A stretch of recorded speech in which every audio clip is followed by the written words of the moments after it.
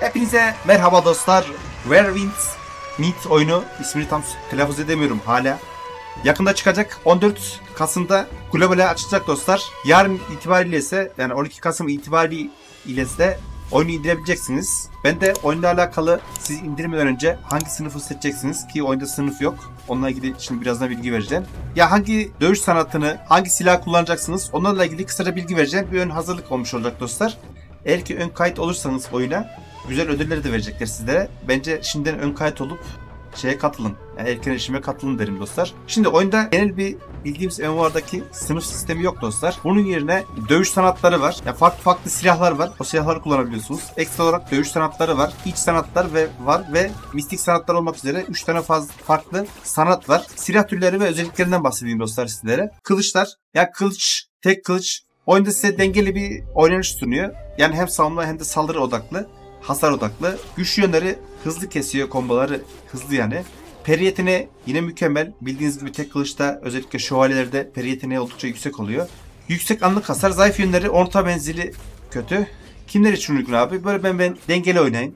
Reis ne hasar odaklı gideyim ve savunmam düşük olsun ne de savunmam yüksek olsun ama hasar düşük olsun demeyenler için böyle kararında dengeli ve oyuna ilk başlayacaklar için oldukça iyi bir silah diyebilirim kılıç. 2 bıçak abi benim ilk tercihim.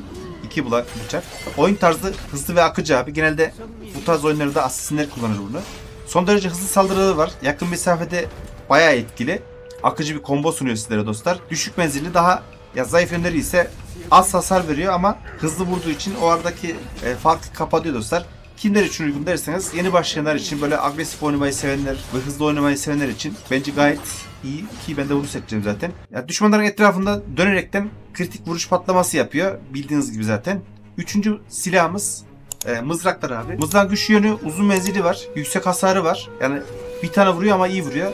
Zayıf yönü biraz yavaş saldırabiliyorsunuz onunla mızrakla. Saldırılar aslında çok geç kalıyor. Mesela bir tane vuruyor, bir tane daha vurmak için bayağı bekleyip öyle vuruyor. O arada hasar yiyebilirsiniz. Biraz strateji oynamayı sevenler için ve alıştığınızda ya el alışkanlığı da iyi geldiyse yine mızraklar güzel bir etki yaratıyor dostlar.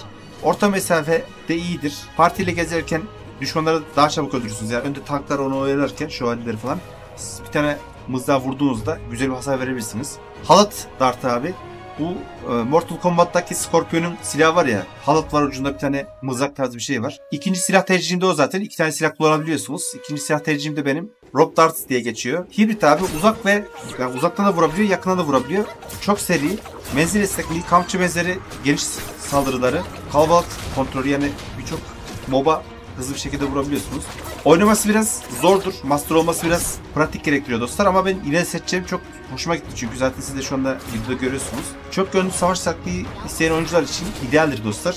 Düşmanları dengesinden çıkarıp combo zinciri yapıyor. Yani afallatıyor diyebilirim. Yelpaze benim tercihim değil abi. Fazla kalıntısı. Destek ve strateji. Bunun bir de şey var. Hasar odaklısı var. Healing'i var. Yani sağlıkçısı var. Bunların yelpaze ile şemsiyenin öyle özellikleri var dostlar. Güçlü yönleri iyileştirme bölgeleri oluşturuyor. Yani çevresinde bir halka oluşturuyor. O halkanın içindeki ittifak yani diğer arkadaşlarınızı iyileştiriyor. Zayıf yönleri hasar biraz düşük. Agresif boss savaşlarında zayıf abi. Yani yancı bir karakter diyebiliriz bunu oynayanlar. Takım destekleyicisi yani bir takımda destekçi olmak isteyenler varsa yelpazeyi oynayabilirler. Yine de hasar da iyi yani bunun. Hasar odaklı da var. Şemsiye yine combat odaklı abi. Sersemletme mekaniği var. Alan kontrolü var dostlar. Bir de savunma yetenekleri bayağı iyi. Orta hasar veriyor. Taktiksel ve combo odaklı oynamayı seven arkadaşların bence tercih edeceği bir silah. Ben yine kadınsı bulduğum için tercih etmeyeceğim abi. Moblades biraz daha mızrağın uzunu abi. Böyle küt kesilmiş bir genelde Moğolların kullandığı bir mızrak var böyle. Ağzı geniş balta gibi. O da yine biraz yavaş. Hassasiyet sürekli combo potansiyeli var. Zayıf yönleri ham güç yerine zamanlama gerektiriyor dostlar. Oynaması biraz incelikli yani uzmanlık gerektiren bir oyun. Elinizin alışması gerekiyor. Yay var. Yay zaten biliyorsunuz uzak mesafeli.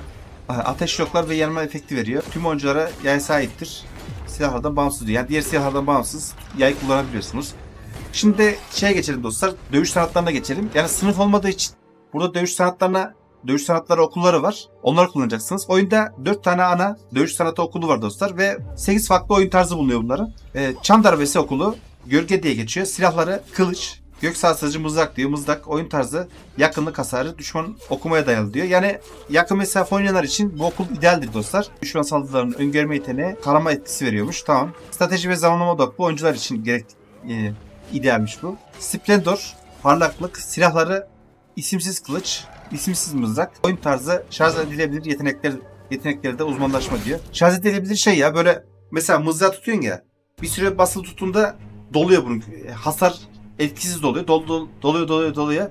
Dolduktan sonra vurduğunda daha fazla hasar veriyor. Şarj edilebilir dediği o diyebiliyorum ben. Bosslara karşı %10 bonus veriyormuş. Chi Shield diyor. Yani Chi gücü var oyunda. Bu Çin mitolojisinde önemlidir bu Chi gücü. Geliştirilmiş şarj saldırıları diyor. Yöntemiyle hasar artışı maksimum %20 diyor. Güç tek vuruş hasarı seven oyuncular için bu okul tercih ediliyor dostlar. Parlaklık, Splendor parlaklık. Taş kırma okulu, silahları gök gürültüsü bıçağı, fırtına kılıcı mızrak. Oyun tarzda koruyucu rol ve tank abi. Can kalkanı, kışkırtma, hasar atma ve argo yönetimi. Düşük HP'de otomatik shield. Ya bu biraz daha tanklara yönelik diyebiliriz. Çünkü daha savunma odaklı bir okulmuş bu. İdeal tank oynamayı seven takım oyuncuları için idealmiş bu okul. Taş kırma okulu. Bambu kesme okulu. Silahları cehennem ikiz kılıç.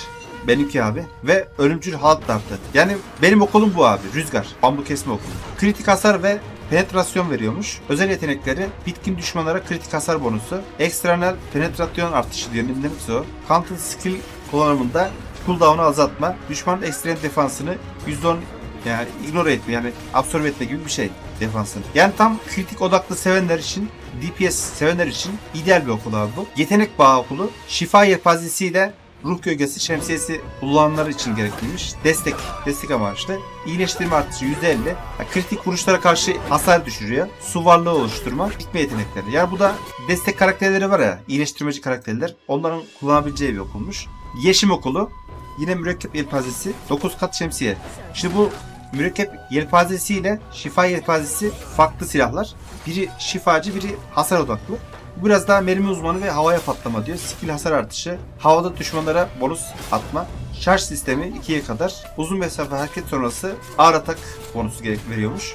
Uzak mesafe veya çevresel kontrolü seven oyuncular için idealmiş dostlar bunlar. Yeşim okulu. Dostlar oyunun başında silah seçimi bu şekildeydi. Silah ve okul seçimi bu şekildeydi dostlar. Oyun çıktıktan sonra daha detaylı rehberler yapacağım ben. Şimdilik bir acaba neyi seçsem, neyi seçmesem, hangisini oynasam gibi düşünüyorsanız eğer buradan seçtiğiniz silahlara göre oyun tarzınızı belirleyebilirsiniz dostlar. Bıçak seçerseniz ya kılıç seçerseniz, ben size söyleyeyim mi? Bıçak seçerseniz kılıç daha dengeli oynayabilirsiniz. Mızrak seçerseniz biraz daha vuruşlarınız yavaş olur ama hasarı yüksek olur. Yelpaze iki çeşidi var. Birinci sağlıkçı, biri hasarcı. Hasarcı seçerseniz biraz daha orta mesafeli vurursunuz. Yakınında hasarı iyidir. Şifacı seçerseniz zaten şifacı biliyorsunuz. Mobile Lady seçerseniz yine mızrağa göre biraz daha hızlı. Hasarı da güzel. Ama mesela çift bıçağa göre biraz daha yavaştır. Biraz daha tank odaklı. Çift bıçağı seçerseniz abi gayet hızlı ataklar gerçekleştirirsiniz. Hasarları mızrağa göre biraz daha düşük olsa da hızlı vurduğunuz için o açıyı kapatacaktır. Şemsiye yine iki çeşittir. Sağlıkçı ve DPS olarak. Hangisini seçtiğiniz oyun tarzınıza bağlı zaten. Benim tercihim şu abi. Halat ok diyor ya. Bu hem uzak mesafe hem yakın mesafede çok hızlı atakları var abi. Size zaten videoda olarak göstermiştim. Benim birinci tercihim bu. İkincisi silah olarak da bıçağı seçeceğim. Veya biraz da mobilyayı de seçebilirim ikinci silah olarak. O şekilde oynayacağım dostlar. Oyun dediğim gibi yarın erken erişime açılacak, yani indirebileceksiniz. 14'ünde de global çıkacak. Oyun çok kapsamlı, çok büyük. İşte hastalanma var, gece gündüz döngüsü var, mevsim döngüsü var, 4 mevsim döngüsü var. Yakaladığınız hayvana evcilleştirme mekanikleri var. Herhangi bir köye gittiğinizde o köydeki bir NPC'ye sataşırsanız, kavga ederseniz köydeki herkes size saldırıyor. Ceza yerseniz oyun sizi hapishaneye atıyor veya diğer oyuncular sizi hapishaneye atıyor. Hapishaneden size iş yaptırıyorlar. Yani normal bildiğiniz hapishane gibi size orada iş yaptırıyorlar mecbur. O işleri yapıyorsunuz. İttifakınız varsa ittifaktan arkadaşlar veya oyunda oynayan arkadaşlarınız gelip sizi hapishaneden kurtarıyorlar. Oradakileri savaşıp sizi kurtarabiliyorlar. Onun dışında oyun Türkçe değil şu anda. Türkçesi de büyük ihtimalle çıkacaktır. Mobili yok. Steam'den veya Epic'ten indirebilirsiniz. Ön kayıt yaparsanız dediğim gibi size güzel ödüller veriyor. Onun dışında pay to win kesinlikle değil abi. Sadece kozmetiğe para vereceksiniz. Onun dışında yaptığınız tüm, yani ne kadar emek verirseniz o kadar karakterinizi geliştirebiliyorsunuz. O şekilde başlayabilirsiniz dostlar. Umarım hep beraberce oynarız ve de geliştiririz. Kendinize çok çok iyi bakın. İzlediğiniz için teşekkürler. Bir sonraki bölümde görüşmek üzere. Kendinize iyi bakın. Hoşçakalın.